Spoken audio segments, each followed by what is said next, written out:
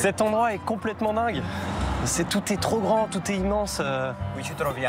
Nous nous trouvons sur ce qu'on appelait le promontoire de San Benigno. De là, tu peux comprendre la grandeur et l'importance du port de Gênes. Et dans l'histoire, il a toujours été important et fondamental. À la fin du Moyen-Âge, il y avait toutes sortes de marchandises qui transitaient sur ces quais, en particulier le coton, dont nous pouvons encore voir les grands entrepôts.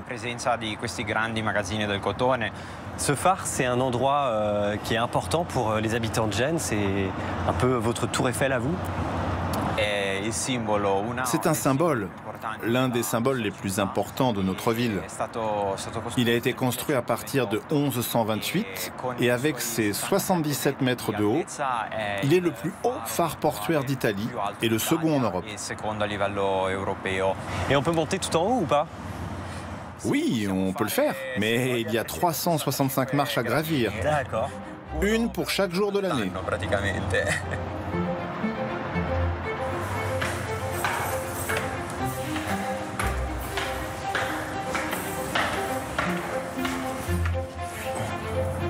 Ah, bah voilà. Wow. C'est magnifique ça. Ah, il fait frais ici en plus, t'as vu? Il y a du vent et tout, on a bien fait de monter là. Je vois qu'il y a des bateaux de croisière un peu partout là. Et je sais que dans certaines villes, par exemple à Marseille, en France, eh bien ça pose aujourd'hui des problèmes de cohabitation avec les habitants. Ça prend beaucoup de place, ça pollue. Est-ce qu'à Gênes, vous avez aussi cette sensation-là, vous les habitants? Ici à Gênes, la population est divisée sur cette question. Il y a l'aspect écologique à prendre en compte. La pollution est très forte. Mais ce problème fait l'objet de beaucoup d'attention, en particulier ces dernières années avec l'électrification de nombreuses zones.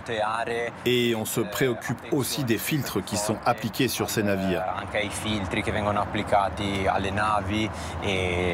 L'idée est de toujours avancer vers l'avenir avec une vision écologique.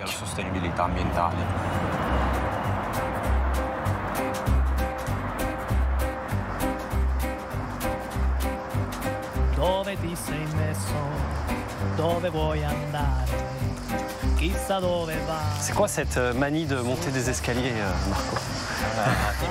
C'est la spécialité de Gênes. Encore hein, et encore. La ville verticale. Exactement. Ah yes. J'adore cette petite gare. Tu sais, on dirait les trains miniatures de quand tu es enfant. Bambini. Ah, merci beaucoup. Ah ouais, c'est très à l'ancienne ici. C'est un train historique de Gênes. Vas-y, je te suis. J'adore. Ah, et ben on est arrivé pile à l'heure. Ah, c'est parti.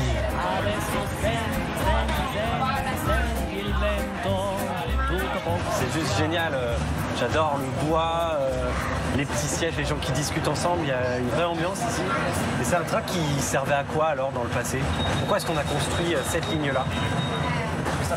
Ce chemin de fer est né avec l'intention de relier le centre-ville à l'arrière-pays, en particulier à la région de Val Trebbia.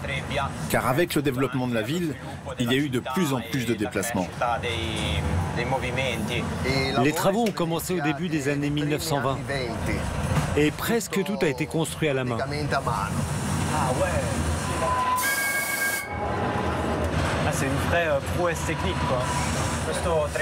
Dans le passé, ce train était également très important pour le transport de marchandises provenant de l'agriculture et de l'artisanat de l'arrière-pays, qui étaient ensuite vendus à Gênes sur les marchés. Marco, moi ça va aller, je fais attention.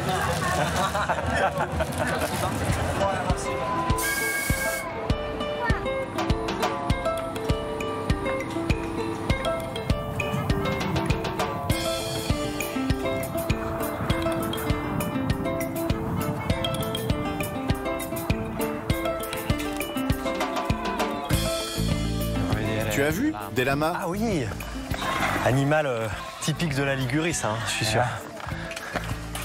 Bonjour messieurs, dames. Bonjour, comment allez-vous? Oups là. Bien, bien. Salut, enchanté. Enchanté. C'est génial cet élevage. Je te présente Olmo.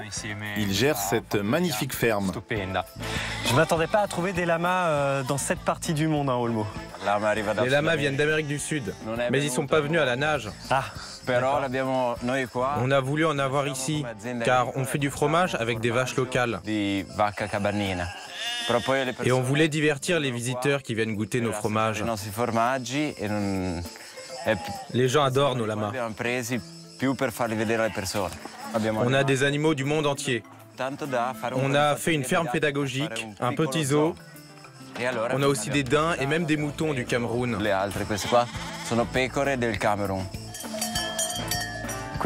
Voici les vaches de race Cabanina. Ce sont des animaux autochtones de Ligurie. d'accord. On va leur donner du foin. C'est du foin de Ligurie coupé hier. C'est notre production.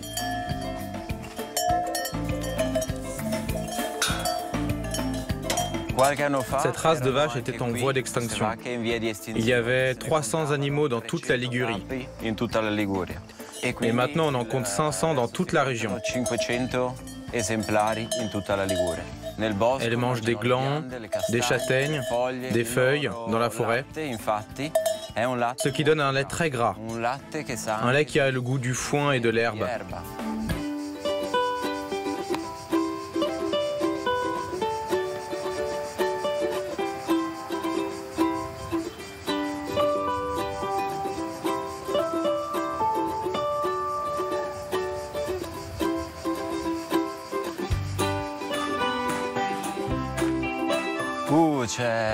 Voici Michela, ma femme. Bonjour Michela.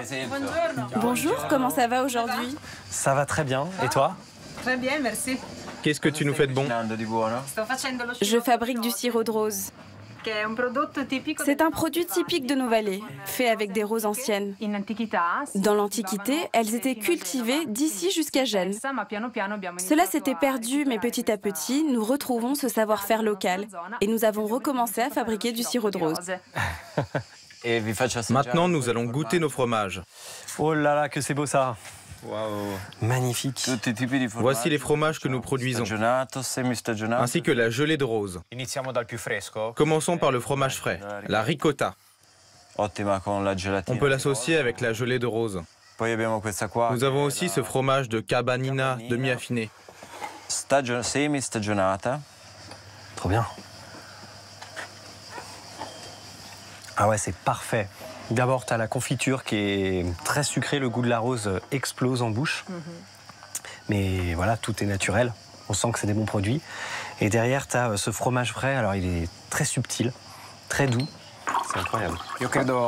Je pense qu'il est très important de pouvoir découvrir ces produits locaux pour les valoriser.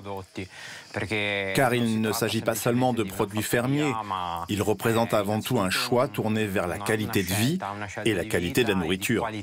Bah moi, je te remercie de m'avoir amené ici, Marco. Et puis à vous deux de m'avoir accueilli, vous êtes magnifiques. Hein. Et j'adore parce que chez vous, il y a écrit le mot love en gros. Et quand on est ici, ben, c'est ce qu'on ressent. On est bien, on mange bien, on prend soin de nous. Et merci beaucoup de m'avoir fait partager ça.